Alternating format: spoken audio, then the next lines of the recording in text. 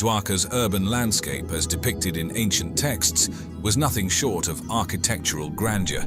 The city boasted of meticulously planned streets, a state-of-the-art drainage system, and formidable fortifications, all of which were divided into well-defined sectors for residential, commercial, and administrative purposes.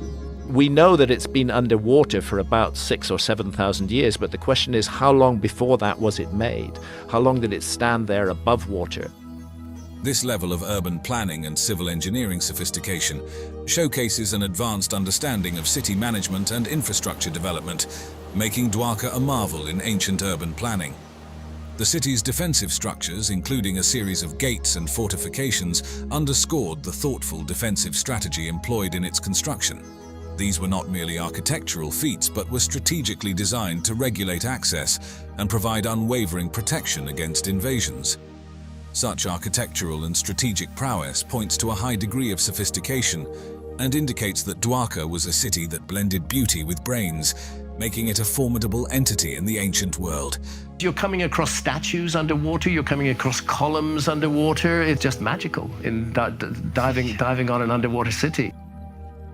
Diving into the depths off the coast of modern-day Dwarka in Gujarat, India, archaeologists have embarked on marine explorations that have significantly advanced our understanding of the ancient city's grandeur and the sophisticated civilization that once flourished there.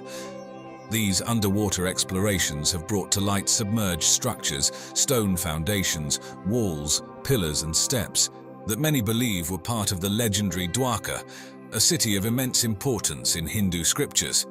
The discovery of such elaborate underwater architecture points towards the advanced engineering and construction techniques of the time, hinting at a society that was far ahead of its contemporaries in terms of urban planning and infrastructure development.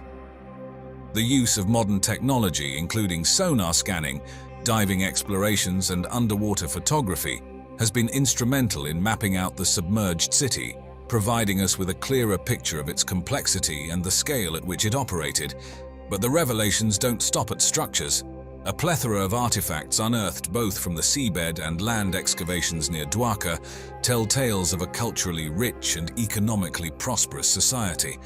The remnants of well-laid streets and an elaborate drainage system underscore a high degree of urban planning, indicative of a society that valued organization, environmental health, and the well-being of its citizens.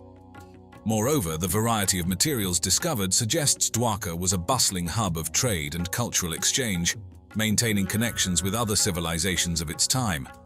This diversity not only showcases the city's economic vitality, but also its cultural openness and dynamism.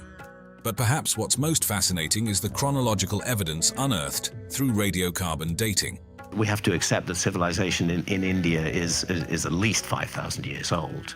The largely and correctly discredited notion of an Aryan invasion of India needs to be abandoned. Some artifacts and structural components of the submerged city have been dated back to the 2nd millennium BCE, aligning Dwarka's timeline with that of Lord Krishna, as described in traditional beliefs and ancient texts. At the heart of Dwarka's legend is its foundation by Lord Krishna, a pivotal figure in Hinduism revered across various traditions. The epic tales from the Mahabharata and the Bhagavata Purana tell us of Krishna's quest to protect his people from persistent threats, leading to the establishment of this city. It wasn't just a random choice. Krishna was strategic, opting for a location that offered natural defenses and prosperous living conditions for his subjects. Positioned on the western coast, Dwarka was a fortress against adversaries, thanks to its geographical advantages and access to vital sea routes that facilitated trade and communication. This city wasn't just a safe haven, it was a symbol of divine protection and ingenuity, blending spiritual significance with architectural splendor. The story of Dwarka, with its grand buildings and eventual mysterious submergence, captures the imagination, making it a subject of fascination and reverence. Dwarka, often hailed as the City of Gold in ancient scriptures, embodies not just the literal application of gold in its architecture, but also represents an era of unparalleled wealth, prosperity, and architectural ingenuity. This legendary city, with its palaces shimmering with gold and precious stones, grand public spaces, and formidable fortifications, stands as a testament to the zenith of ancient urban development and prosperity. The city's opulence wasn't confined to its material wealth. It extended to its sophisticated design and layout, which were attributed to Vishwakarma. The planning of Dwarka was meticulously executed, with distinct zones for residential quarters, marketplaces, temples, and public buildings. This segregation ensured that the city functioned efficiently, with each area serving its purpose without encroaching on another. The residential quarters, designed for comfort and accessibility, were likely constructed with not just security in mind, but also aesthetics. It has also piqued the interest of archaeologists and historians. Their underwater explorations near the modern city of Dwarka have unearthed submerged structures, offering a tangible link to the city's legendary past. These are the Sanskrit verses from the Srimad Bhagavatam 10th Canto, Chapter 69, verses 1 to 6. Here is the translation from few of these verses. Dwarka boasted 900,000 royal palaces, all constructed with crystal and silver and splendorously decorated with huge emeralds.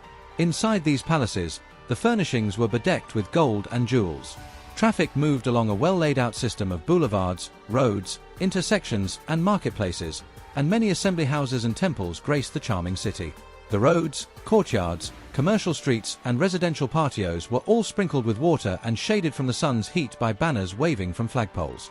To see what Lord Krishna did in Dwarka, please watch the beautiful episodes produced directly from the Srimad Bhagavatam translated from Sanskrit by Srila Prabhupada in this YouTube channel.